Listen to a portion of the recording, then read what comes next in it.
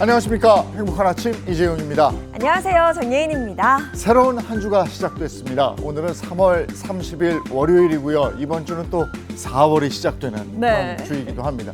지난주에 우리 문학계에서 아주 기쁜 소식이 있었어요. 네, 그렇습니다. 한강 작가의 소설 작별하지 않는다가 한국 소설 최초로 전미도서 비평가 협회상을 수상했습니다. 노벨 문학상에 이어서 다시 한번 전 세계가 이 한국 문학에 관심을 갖게 됐는데요. 그 소식이 전해지자마자 우리 서점가는 난리가 났습니다. 책 판매량이 5배가 증가했고요. 그리고 순간 베스트셀러의 영문판까지 올랐다고 그래요. 와, 그래요. 소년이 온다에 이어서 이번에 작별하지 않는다로 다시 한번 한강 열풍이 불어오고 있다고 하는데요. 오랫동안 손에서 놓았던 책 한 권 오늘은 출근길에 펼쳐보시는 거 어떨까 싶습니다. 자, 그럼 월요일의 행복한 아침 밝고 활기차게 시작해 볼게요.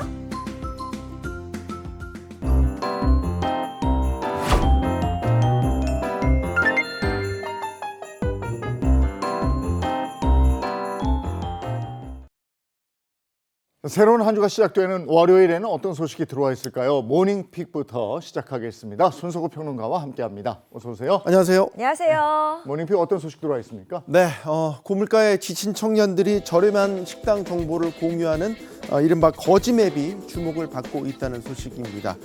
김치찌개 백반이 평균 8,600원을 넘는 등 외식 물가가 치솟는 가운데 저렴한 한 끼를 찾아다니는 가성비 매식 쪽이 늘고 있는 건데요. 하지만 정작 가성비 식당 자영업자들은 500원만 올려도 손님이 끊긴다며 오르는 식자재비에도 가격을 못 올리는 이중고에 시달리고 있습니다. 야근이나 경조사 등으로 귀가가 늦어진 부모를 위해 밤 10시에서 자정까지 아이를 맡길 수 있는 야간 연장 돌봄 서비스가 운영 중인데요. 오늘부터는 전국 대표번호 1522-1318로 전화하면 가까운 돌봄 시설을 바로 안내받을 수 있습니다. 6세에서 12세의 아동을 대상으로 2시간 전까지만 신청하면 이용 가능하며 평소 시설을 이용한 적이 없어도 누구나 신청할 수 있습니다. 중동전쟁이 한 달을 넘기면서 코스피가 지난주 5% 넘게 급락하는 등 증시 변동성이 좀처럼 가라앉지 않고 있는데요. 이번 주 시장을 좌우할 변수들을 짚어보겠습니다.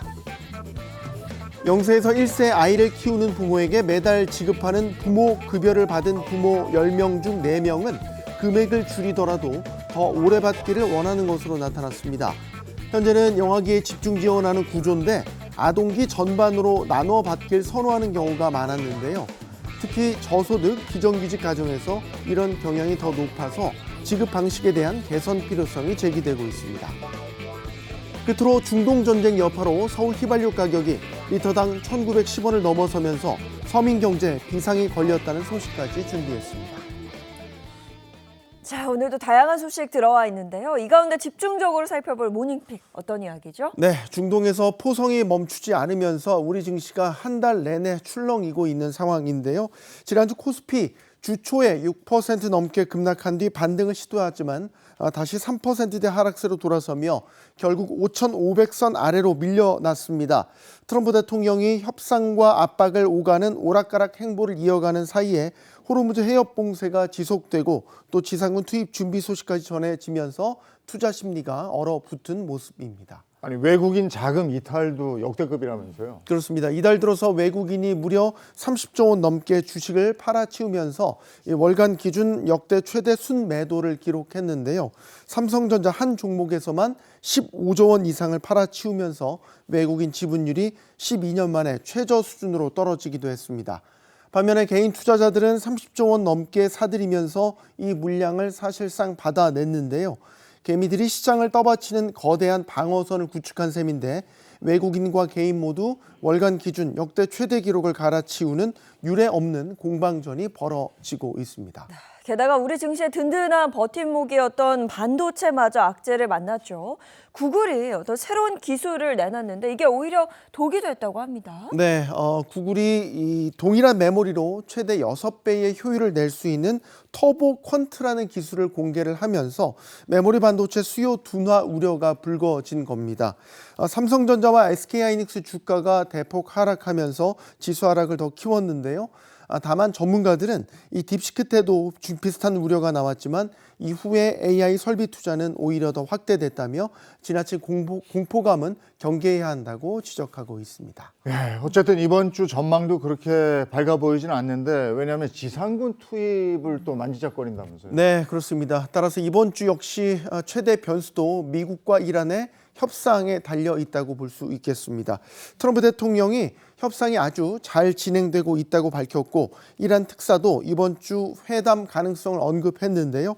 협상이 진전되면 위험자산 선호 심리가 빠르게 돌아올 수 있지만 지상군 투입 등 확전으로 이어질 경우 추가 하락 압력도 배제할 수 없는 상황입니다. 네, 그리고 대외적인 경제 지표들도 줄줄이 대기 중입니다. 연준의 입에 다시 한번 시선이 쏠릴 것 같은데요. 네, 맞습니다. 이번 주에 이 제롬 파월 연준 의장의 연설과 함께 미국 고용지표 발표가 예정돼 있습니다. 전쟁 여파가 미국 실물 경제에 어느 정도 영향을 주는지 가늠하는 중요한 지표가 될 것으로 예상되는데요. 4월 1일 또 한국 3월 수출 지표도 주목됩니다.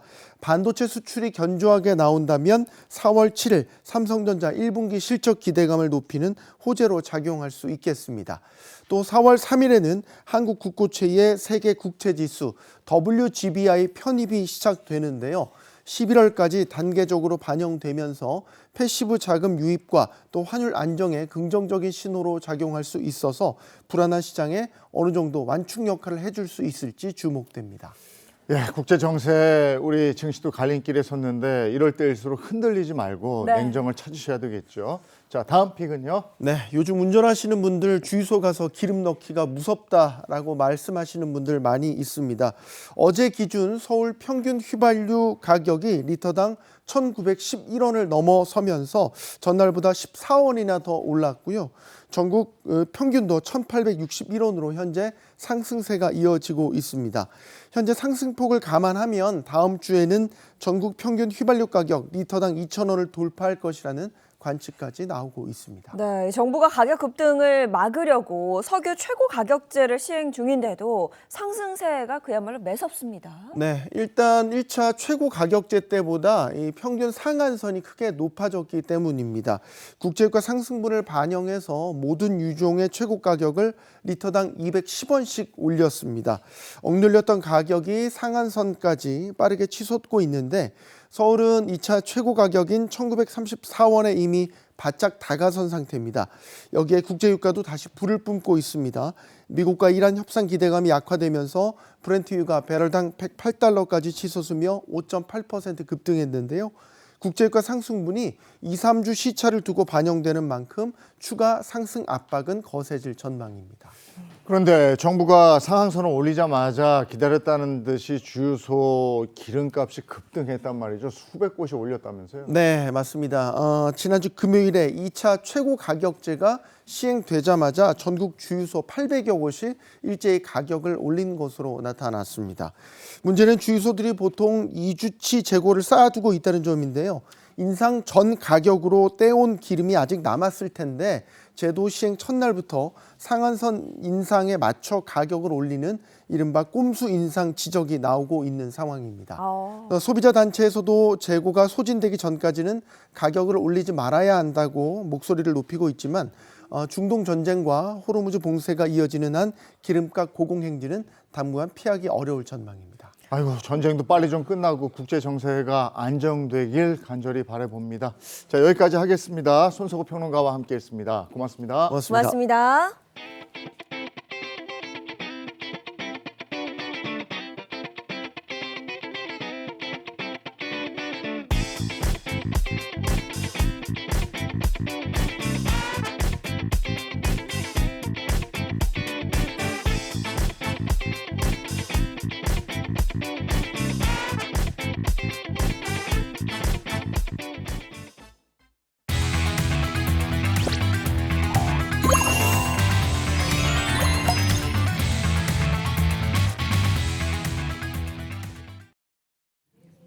네, 함께 하실 분들 소개하겠습니다. 월요일의 고민 해결사 방송인 박수림 씨 그리고 장진택 자동차 전문 기자 이호선 상담심리 전문가입니다. 어서 오세요. 네, 반갑습니다. 반갑습니다. 네, 반갑습니다. 자, 그리고 이번엔 월요일의 법률 해결사죠. 강성신 변호사, 임주혜 변호사 함께합니다. 반갑습니다.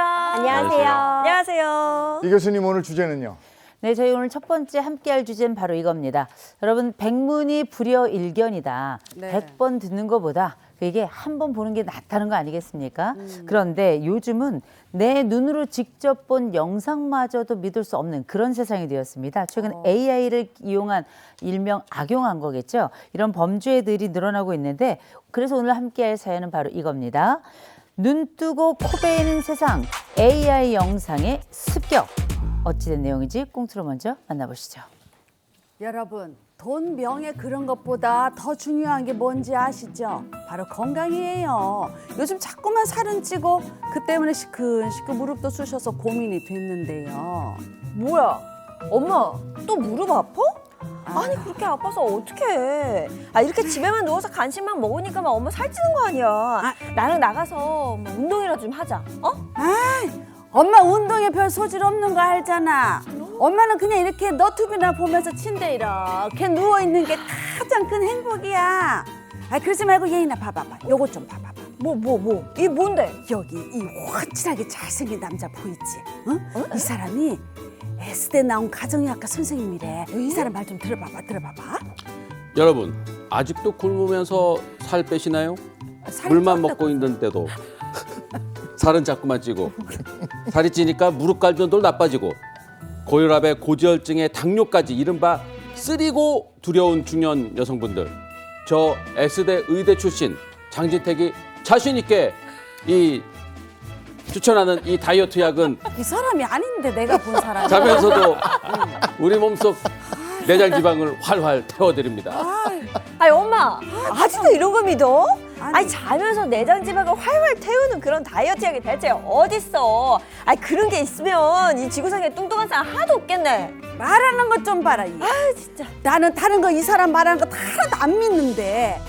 S대 의대 나왔잖냐. 의사 선생님이 설마 없는 말을 지어서 하겠냐. 너 엄마 살 빠지면 너 놀리지 마. 엄마 놀라지 마라. 그렇게 전 만류하는 딸의 말을 무시한 채 그 의사가 광고하는 약을 주문해서 먹었습니다. 근데 아무리 시간이 지나도 살이 빠지기는커녕 오히려 더 찌기만 하는 겁니다. 이상하다 생각하던 어느 날의 일입니다. 어머머머머머. 아, 이거 좀 봐봐. 왜 저기 이렇게 봐봐. 호들갑이야? 왜? 아, 그 의사 지난번에 엄마가 보여주던 그 다이어트 광고 속에 나오는 그 사람 아니야? 맞지? 이거 봐봐. 근데 엄마, 이거 AI로 만든 영상이래. 아니 어쩌니 말도 어눌하게 하고 지가 더 살쪘더라고 보니까. 아니 자꾸 나날이 살이 쪄. 왜 그런 거야? 내가 못 살아. 아유 그냥만. 요 옆에 있었네. 내가 못 살아. 알고 보니 업체 측에서 AI를 학습시켜 가짜 의사를 만들어 과장 광고를 한 겁니다. 아니 저희 같은 나이 든 사람들은 화면에 나온 의사가 진짜 의사인 줄 알지 AI로 만든 가짜 의사라고 꿈에라 생각했겠어요? 전문가의 신뢰도를 이용해서 가짜 약을 판 이 사람들 당장 잡아서 처벌할 수 없나요? 이거 어떻게 나 AI로 만든 가짜 의사 광고에 속아서 피해를 보는 사람들이 점점 늘고 있는 모양이죠. 요즘 저도요 SNS 넘기다 보면은요 하얀 가운을 입고 있습니다. 그리고 청진기도 목에 툭 걸치고 있으니까 의사인 것처럼 보이고 약사인 것처럼 한의사인 것처럼 보이는 분이 나와서 일단 어려운 얘기합니다. 이 성분이 살 빼는 데 도움이 되고요. 탈모 치료에 도움이 됩니다라고 이야기하면 누구나 혹하게 되잖아요. AI 기술이 정말 정교해져서요. 말투나 표정, 전문 용어까지 실제 의료인처럼 보여서 일반인들은 구별하기 어려운 수준입니다. 임상 데이터를 기반으로 해서 설명을 한다거나 이 성분 제가 오랜 기간 연구했는데 정말 좋은 성분입니다. 효과 있습니다 하면 누구나 믿을 수밖에 없는 거죠. 아니, 근데 우리 방금 영상 봤잖아요. 네. 예전에는 AI 영상 하면 좀 입 모양도 안 맞고 좀 그래, 어색한 뭔가 게 어색해요. 있었거든요. 맞아요. 이제는 그런 게 전혀 없어요. 특히나 뭐 이런 정보에 익숙하지 않은 어르신의 경우에는 진짜 그냥 보자마자 의사구나. 맞아. 믿어야겠다. 이렇게 생각하실 것 같거든요. 그렇죠. 그 부분이 가장 큰 문제입니다. 어떤 광고를 할 때 우리가 문제가 있다라고 판단하는 첫 번째 원칙은요. 네. 소비자들이 오인할 수 있는가입니다. 근데 이번 광고 같은 경우에는 누가 보더라도 의료인입니다. 어느 병원에서 근무하고 있습니다. 라는 명찰 닫고 있지 않아도요. 마치 의료인처럼 전문가처럼 보이고 있다는 게 문제인데요. 신원은 확인되지 않습니다. 결국 교묘하게 마치 유익한 정보를 전달하고 있는 것처럼 하면서 광고를 하고 있는 것이죠. 댓글 같은 거 보면 뭐 3주 만에 8kg 감량했다.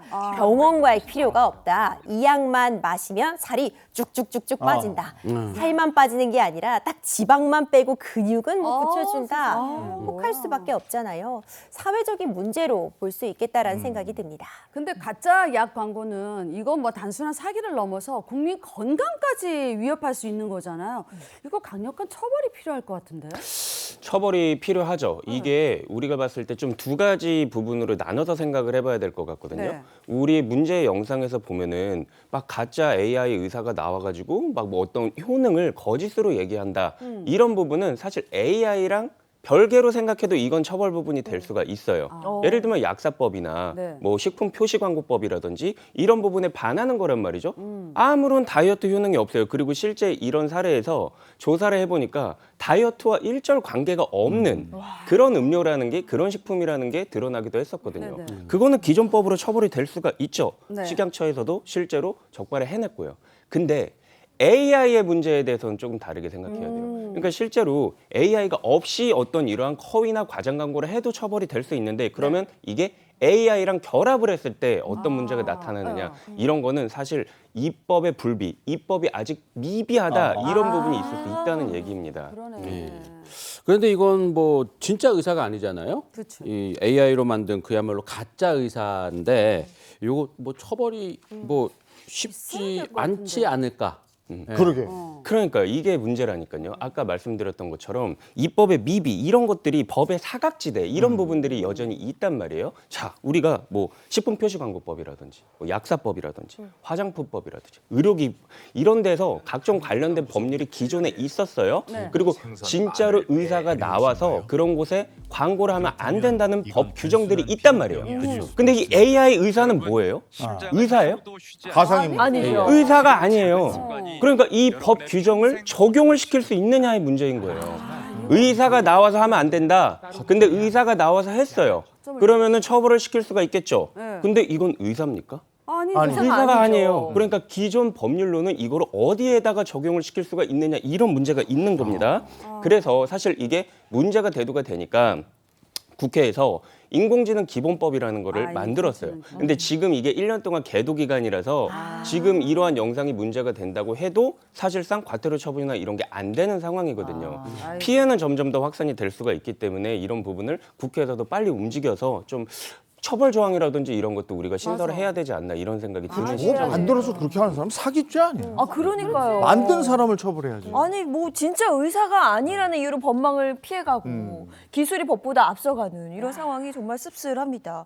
그런데 변호사님 이렇게 AI 기술이 뭐 돈을 노리는 사기에만 적용된 게 아니라요. 최근에 전 국민을 분노하게 만든 그런 사건도 있었다면서요? 맞습니다. 저도 이 영상 보고 너무 화가 났었는데요. 3.1절을 앞두고요. 한 SNS 사이트에 유관순 열사의 사진을 AI 영상으로 만들어서 마치 조롱하는 듯한 모습이 국민들의 공분을 샀습니다.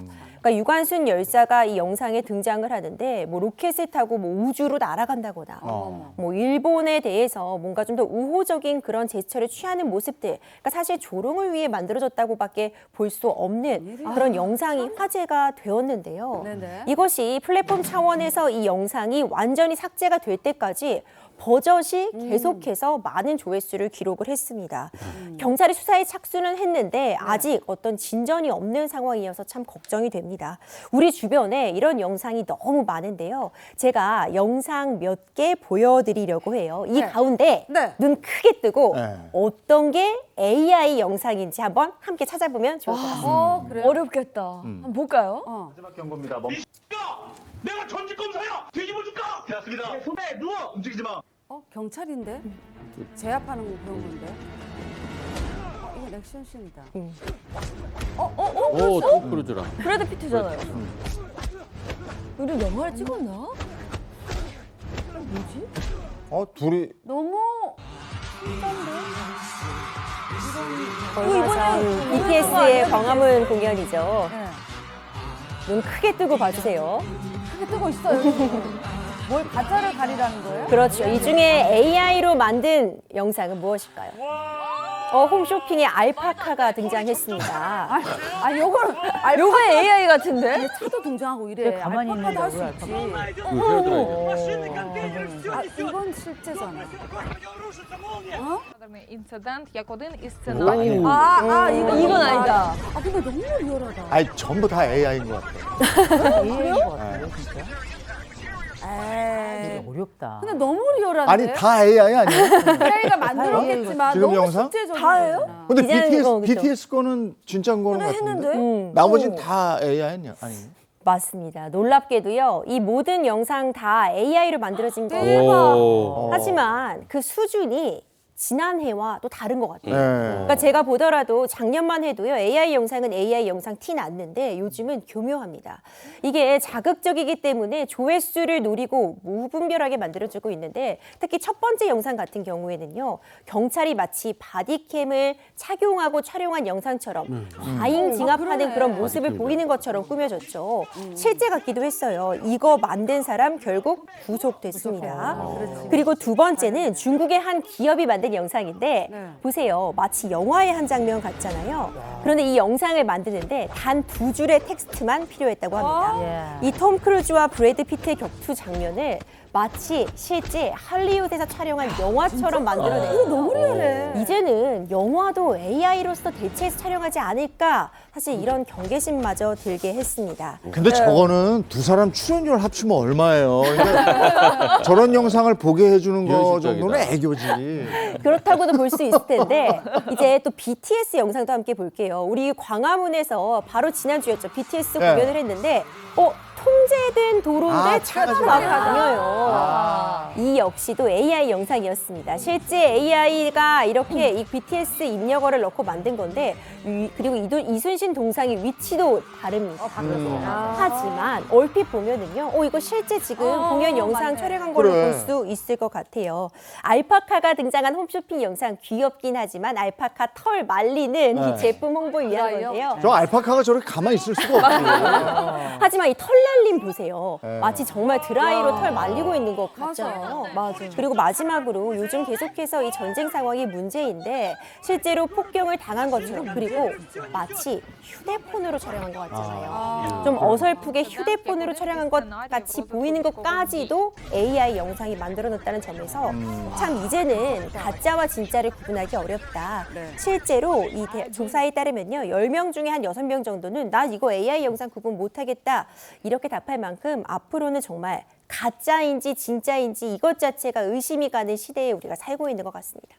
아니 다른 영상들도 그렇지만은 아까 류관순 열사가 나온 네. 이거는 처벌해야 되지 않아요? 이건 폐륜적인 영상은 처벌해야 되지 않습니까? 그렇죠. 강력하게. 국민적 공분이 상당하죠. 그럼 이거를 무슨 죄로? 그러니까 형법에 규정되어 있는 어떠한 죄로 처벌할 수 있을 것이냐 이게 문제가 된단 말이에요. 자, 어떤 거 떠오를까요, 우리가? 뭐 모욕죄 같은 거 떠오를 수 있고. 명예훼손. 영서 명예훼손. 왜곡죄 이런 거 없지 않아? 명확한 없어? 그런 거 없어? 왜곡죄는 없대요. 사자 명예훼손죄, 사자 명예훼손죄. 사자 명예- 아, 네. 좋습니다. 자, 사자 명예훼손죄가 인정이 되려면 일단은 유족들이 이 부분에 대해서 뭐 수사를 해달라라고 이제 고소를 해야 돼요. 즉 신고죄란 말이죠. 근데 그게 있었다고 칠게요. 자, 명예훼손이 되려면 어떠한 구체적인 사실이 있어야 돼요. 가령 예를 들어서 강성신이 뭐 대학을 졸업을 안 했고 뭐 변호사 자격증을 위조했고 뭐 노무사 자격증도 훔쳐와서 저 변호사 생활 하고 있는 거다라고 있는 구체적인 어떤 사실이 있어야 된단 말이에요. 자, 우리 영상 보셨죠? 그런 건 없어요. 네, 그냥 조롱에 가까운 그런 것들이란 말이에요. 단순 조롱이고 사람들이 이걸 봤을 때 국민적 공분을 사는 거와는 별개로 아 정말 유관순 열사님이 과거에 그러셨을까 정도의 어떤 구체적인 사실이 있는 건 아니란 말이에요. 그럼 이거를 사자 명예훼손죄로 처벌할 수 있을까? 어려워 보입니다. 그러면 명예훼손이 아니라 단순한 조롱에 가까운 걸 이제 우리가 모욕으로 의유를 해볼 수 있을 텐데 모욕죄, 사자 모욕죄는 또 없어요. 죄형 법정주의에 의거해서 어떠한 죄가 있어야지 처벌이 가능할 텐데 모욕죄는 생존한 사람을만을 대상으로 하고 있는 죄란 말입니다. 그래서 이런 부분을 봤을 때 또 이게 뭐겠어요? 입법이 없어요. 법에 규정된 게 없습니다. 그래서 이런 부분도 약간 보완이 필요한 부분이 아닌가 이런 생각이 듭니다. 그러면은 우리 이 민족 영웅을 저렇게 대놓고 막 모욕하고 조롱하고 이러는데 이거 그냥 손 놓고 있어야 돼요, 이거? 있을 수 없죠. 네? 그렇죠. 손 놓고 있으면 안 되는데 마땅한 방법이 없는 건 앞서 강선신 변호사님이 언급해 주신 것과 같습니다. 그러니까 우리나라 기본법은요. 모욕이나 명예훼손을 살아있는 사람을 좀 대상으로 하고 있습니다. 그렇다 보니 이미 역사적인 인물을 모욕하고 조롱했을 때 마땅히 처벌할 규정이 없는 거죠. 그리고 워낙 다양한 표현 매체들이 존재하다 보니까 많은 사람들이 표현의 자유라는 미명하에 법을 교묘히 피해가고 있는 것도 사실입니다. 그런데 분명히 문제가 있기 때문에요. 이럴 땐 국가가 나서야 한다 해서 어떤 역사 왜곡 방지법이나 AI로 이렇게 누군가를 조롱하거나 AI로 누군가에게 해를 끼칠 수 있는 영상을 만들면 처벌해야 된다는 움직임이 힘은 얻고 있거든요. 처벌 규정이 없다고 해서 손을 놓고 있을 수는 없을 것 같고요. 사회적인 합의를 통해서 빨리 이런 법들은 좀 만들어져야 되지 않을까 생각이 됩니다.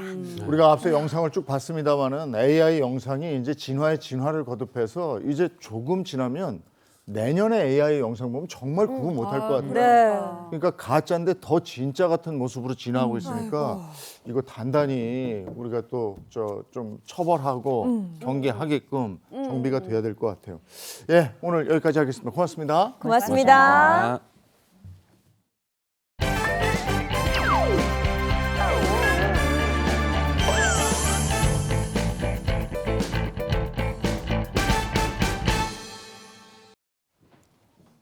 알면 알수록 알쏭달쏭한 사람들의 심리를 파악해 보도록 하겠습니다. 네, 1호선 아니죠. 3호선도 아닙니다. 2호선 썰다 입구역입니다. 네, 오늘 준비한 썰은요. 네, 사랑하는 만으로 살 수 있을 줄 알았지만 막상 결혼을 하면 경제적인 문제라는 현실의 벽을 부딪히게 됩니다. 오늘 썰 역시 경제적 문제와 관련된 사연인데요. 재용 MC가 전해주시죠. 안녕하세요. 결혼 5년 차 아이 하나를 키우고 있는 남편입니다. 저는 30대 초반에 20대 중반이던 아내와 결혼했고 지금까지 외벌이로 가정을 꾸려왔습니다. 그런데 시간이 지날수록 현실이 점점 버겁습니다. 대출금에 생활비까지 빠듯하다 보니 둘째는 엄주도 못 내고 마이너스 통장도 한계에 다다른 상황입니다. 아이고. 먹고 입는 것까지 줄이며 버티고 있지만 여행은커녕 외식 한 번도 마음 편히 못하고 있는데요. 아이가 어느 정도 큰 지금은 아내도 일을 하면 좋겠다는 생각이 듭니다. 하지만 아내는 대학 졸업과 동시에 결혼 후 출산을 하다 보니 사회 경험이 없어 할 수 있는 일이 없다며 시작 자체를 부담스러워합니다. 저도 큰 걸 바라는 거 아닙니다. 월 200만 원 정도만 벌어줘도 숨통이 트일 것 같은데요. 집에 있는 모습을 보면 답답함이 쌓이기도 하고 화도 나는데 제가 이기적인 걸까요? 지금 이 사연을 외벌이. 보니까 외벌이의 무게가 점점 좀 무겁게 느껴지고 있는 남편의 사연인데요. 아내가 좀 취업을 했으면 좋겠는 마음, 이거 어떻게 들으셨어요? 그러니까 아내 입장에서 보면 20대 중반이면 사회에 막 첫 발을 내딛고 막 이렇게 할 시기인데 하지 않고 결혼을 선택했단 말이에요. 그렇죠. 가정을 선택했잖아요. 그리고 결혼해서 아이 낳고 이렇게 잘 살 줄 알았는데 가세가 이렇게 막 기울고 있으니까 자기 할 줄 아는 거는 집안일하고 애 키우는 건데 갑자기 밖에 나 돈 벌어와 이러니까 두려운 것 같아요. 그러니까 이게 막 게으르고 이게 아니라 해보지 않은 사람 보고 밖에 나 돈 좀 벌어와 이러면 살짝 막 어떻게 해야 되지? 막 막막할 것 같아요. 그쵸. 네. 그런 걸 남편이 좀 생각을 해주셨으면 좋겠어요. 그래서 수림 씨 네. 의견도 이해는 되는데 네. 저는 남편 쪽이 지금 마음이 되게 심란할 거예요. 그렇죠. 이게 혼자서 대출금도 갚고 뭐 생활비, 육아비 이걸 다 혼자 감당하다 보니까 이게 어느 순간 부부인데 자기 혼자만 막 달리고 있는 것 같고 그렇지. 아내는 딱 집에 오면은 그냥 안 달리고 집에서 테레비 보고 있고 막 이러면은 답답하거든요. 여기서 테레비 보고 있는 건 아니거든요. 말 잘해야 돼요. 육아한 거죠, 육아. 육아하는 거지. 네. 하여튼 아내분이 이렇게 좀 용기도 없고 답답하고 이게 경력 단절되고 뭐 이런 거는 이해는 되는데 지금은 좀 약간 비상 상황인 것 같아요. 할 수 있는 일 이렇게 여유롭게 찾을 수 있는 이런 상황이 아니고 그냥 나가서 뭐라도 좀 해야 되는 그런 상황일 것 같아요. 지금 사연이 되게 절박하거든요. 사실 뭐 남편의 답답함도 아내의 두려움도 양쪽 다 지금 이해가 가는 상황이거든요. 근데 사연을 자세히 들여보면 남편이 이런 이야기를 합니다. 자신이 이기적인 거냐 이렇게 질문을 던지는데 교수님의 생각은 어떠세요? 이기적인 거냐라고 묻는다는 얘기는 이건 이기적이지 않다라는 얘기로 들려요. 이게 사실 지금 상황을 보면 아내 쪽이나 남편 쪽이나 다 사실 한면 이해가 됩니다. 그렇죠. 제일 중요한 건 뭐냐? 늘 돈이 왼수예요. 근데 생각해 보면 지금 세상이 많이 달라져서 과거보다 물가도 훨씬 더 높아졌고 그리고 우리가 가지고 있는 월급은 그 속도를 절대 따라갈 수가 없고 그리고 우리에게 월급은 또 빚을 이길 수 없는 거 아니겠습니까? 그런 상태에서 다른 집은 봤더니 다 맞벌이야. 그리고 맞벌이하는 집들 봤더니 애들 손잡고 가서 굉장히 멋진 가서 레스토랑 가서 밥도 먹고 뭐 해외 여행도 다니는데 우리는 지금 남아 있는 건 차오르고 있는 마이너스 통장밖에 없단 말이에요. 우리의 이런 압박된 현실이 우리를 점점 조여오게 되면 이 남편 지금 가장이잖아요. 가장이기 때문에 머릿속에 계산기가 너무 복잡하게 돌아갈 겁니다.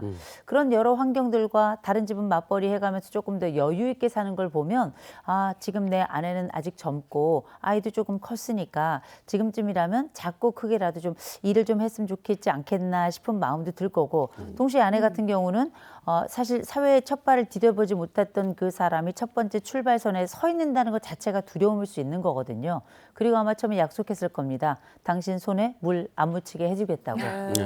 이런 뭐 여러 가지 정황들이 함께 섞이면서 이 집안의 경제적 압박이 이 집의 지금 행복감을 좀 흔들고 있는 상황인 것 같아요. 네, 그렇다면 누리꾼들은 이 사연에 대해서 어떻게 생각했을까요? 자, 댓글 반응 좀 살펴보면은요. 전업주부라면 집에서 쉬는 게 아니라 육아와 가사를 책임지고 있는 만큼 그 부분도 고려를 해야 한다 이런 의견이 있었고요. 또 어린 나이에 사회생활도 시작하기 전에 결혼시켜서 집에 앉혀놓고 이제 와서 돈 안 번다고 뭐라 하는 건 좀 아니지 않냐 이런 시각도 있었습니다. 그렇습니다. 근데 생각해 보면 이 말도 틀린 말이 아니죠. 왜냐하면 전 주부도 두 가지가 있다고 생각합니다. 하나 프로주부가 있고요, 아마추어 주부가 있다고 생각하는데 대부분의 주부들은 가사 우리가 눈에 띄지 않지만 매일 반복적으로 하지 않으면 반드시 티가 나게 되는 이런 가사를 하고 있을 뿐만 아니라 사실 가사도 가사지만 정말 어려운 부분 중에 하나가 육아거든요. 그러니까 전업으로 내가 주부 역할을 해가면서 하나의 생명을 낳고 그 생명을 양육하면서 우리가 지금 5년의 세월을 지냈는데 그 5년 동안이 사실 정말 손이 많이 갈 때고 이때에 내가 했던 그 일들이 사실 바깥에서 사회생활을 하게 됐을 때 남편이 200만 원이라도 벌어줬으면 좋겠다라고 얘기했지만 사실 우리가 어떤 바깥 일을 하면서 아이를 돌볼 때 이 도우미를 함께 이제 고용을 하거나 하면 대개는 200만 원을 웃도는 경우들이 굉장히 많습니다. 이 돌봄 비용 자체가. 그래서 어떤 것이 더 좋은 선택인지 헷갈릴 수밖에 없는 상황인데 지금 제일 중요한 건 남편은 불만하고 있고 아내는 눈치를 보고 있는 상황이라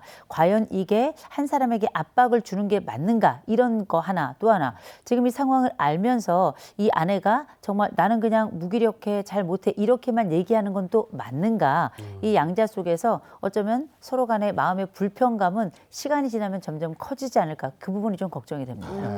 댓글 반응 몇 개 더 있어서 더 살펴보도록 하겠습니다.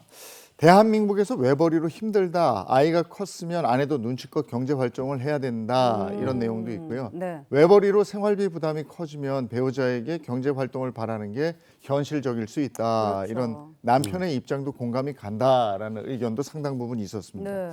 지금 당장은 아이가 뭐 어릴 때니까 괜찮은데 나중에 이제 학원비 부담까지 생기고 이러면 어떡할 거냐. 이런 걱정도 있었고. 네, 맞습니다. 이 요새 그 아이 키우는데 이 교육비 부담은 진짜 이거는 진짜 대단하거든요. 그러니까 어릴 때는 그나마 좀 이렇게 감당을 할 수가 있는데 아이가 커가면서는 뭐 학원비, 뭐 학습지 그리고 뭐 남들 시키는 거 우리 아이만 또 안 시키고 그러면은 막 우리 아이만 처지는 것 같고 막 이런 생각 들잖아요. 네, 그래서 교육비가 진짜 제일 부담입니다. 네, 실제로 요즘 맞벌이는 선택이 아니라 필수다 이런 말도 많이 들어보셨을 텐데요. 통계청 자료를 보시면 맞벌이 가구의 월 평균 소득이 761만 원인 반면 외벌이를 포함한 비맞벌이 가구의 월 평균 소득은 483만 원에 그쳤습니다. 그러니까 정리를 해보면 한 달에 280만 원 가량 차이가 나는 건데요. 또 그 교육비를 좀 보면요. 맞벌이 가구는 한 달에 교육비로 34만 원 정도를 쓰는데 이는 외벌이 가구보다 81%나 더 쓰는 거거든요. 그러니까 애들 학원 보내려고 맞벌이한다 이런 말이 괜히 나온 게 아닙니다. 지금 통계 수치를 말씀을 해주셨는데 이 수치를 거스르는 아주 용감한 낭만주의자 한 분이 나타나셔서 네. 온라인에서 또 뜨겁다고요? 네, 굉장히 네. 뜨거웠습니다. 자, 한 미혼 남성분이 올린 사연인데요. 본인의 월 실수령액이 730만 원이라고 밝히면서 결혼하면 외벌이가 목표입니다. 아내 취미생활 즐기게 하면서 편하게 살게 해주고 싶은데 이 정도로는 어림없을까요? 라며 물어보기도 했다고 합니다. 여기에 대해서 우리 패널분들 어떻게 생각하세요? 이게 가능하다라고 생각을 하시나요? 아까 맞벌이 평균 소득이 761만 원이라고 했잖아요. 근데 이분은 혼자서 그만큼 벌는 거잖아요. 네. 그럼 나 혼자서 맞벌이 몫을 하겠다. 이 소리니까 이거 가능하죠? 아 근데 이게 네.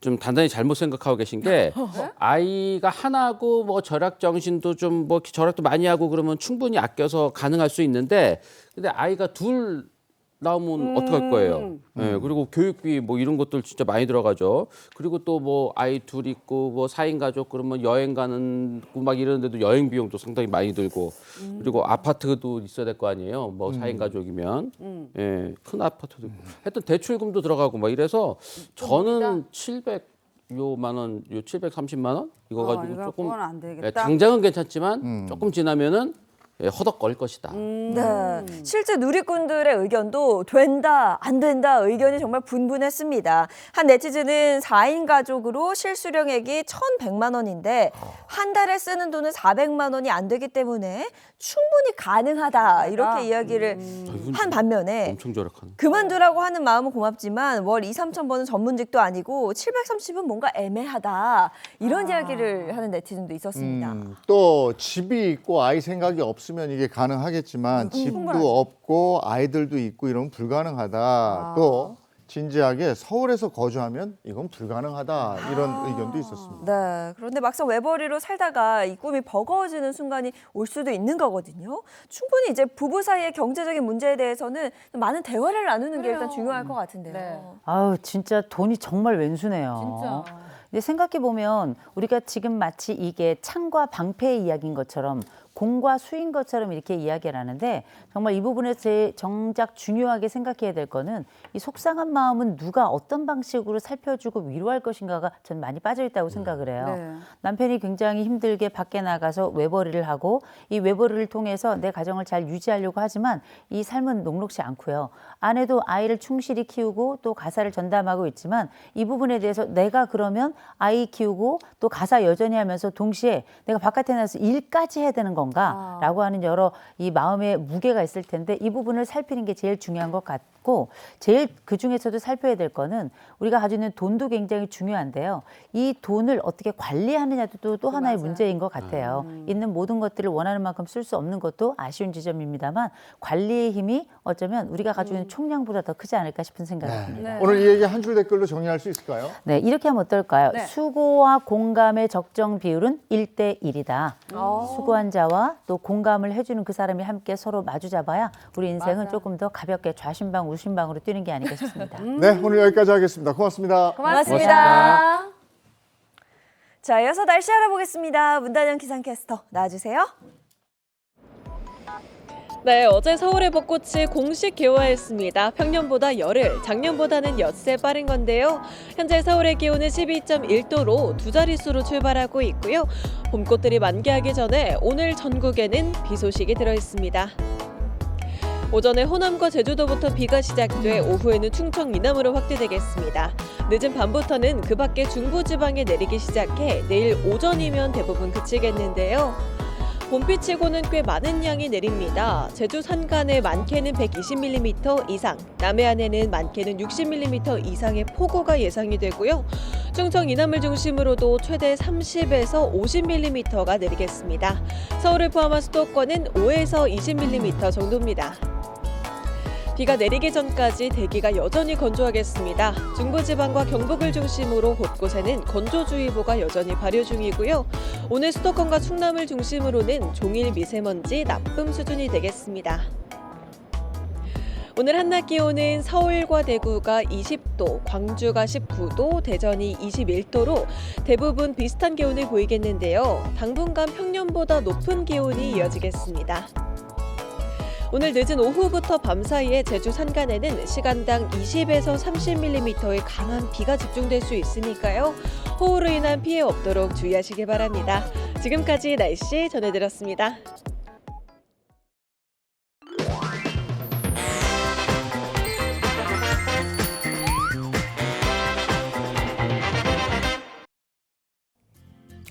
지역 곳곳의 다양한 소식을 전하는 다정한 예인 씨의 시간입니다.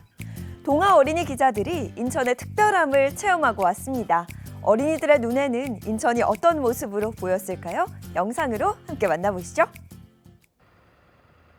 지난 3월 24일이었죠.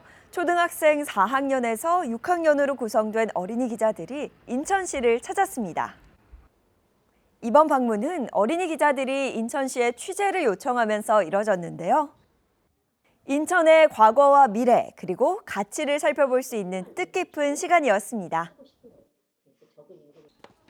먼저 어린이 기자들은 인천의 과거로 갔습니다. 한때 시장 관사로 활용됐던 인천 시민의 집과 인천 개항장의 대표적 근대 건축물인 개항박물관이 자리하고 있었고요. 인천의 근대 건축물 문화자산 1호 이음 1977과 3호 이음 1978을 차례로 관람했습니다. 또 엽서를 쓰는 등 다양한 체험 활동도 진행했습니다. 특히 이음 1978 굿즈 홍보관은 인천의 상징성을 담은 다양한 굿즈들이 전시되어 있었는데요.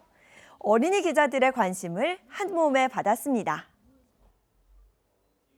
과거의 길을 지나 인천의 미래를 만나러 가는 시간. 모두 한자리에 모여 영상물을 시청했습니다. 이 영상은 인천이 지향하는 도시의 중장기 발전 방향을 담고 있죠. 이어 미래 인천의 모습을 담은 일러스트를 감상하고 질의응답 시간도 가졌습니다. 인천의 미래랑 과거를 되게 다 한꺼번에 알아낼 수 있어서 좋았고 인천을 위해서 제가 어떤 일도 할 수 있는지 한번 짚어보는 시간이 되었던 것 같아요. 어린이 기자들의 인천 방문기, 소중한 추억이 되었길 바랍니다. 봄은 정말 아름다운 계절인데 네. 꽃도 피고 말이죠. 네. 아니 근데 미세먼지가 다 가려요. 아, 그러니까요. 하늘도 부옇고 목도 칼칼해서 건강 관리도 잘 하셔야겠습니다. 좋은 하루 보내시고요. 저희는 내일 아침 8시에 돌아올게요. 행복한 아침, 행복한 하루 되십시오. 고맙습니다. 고맙습니다. 즐거운 오아시스 Play the next channel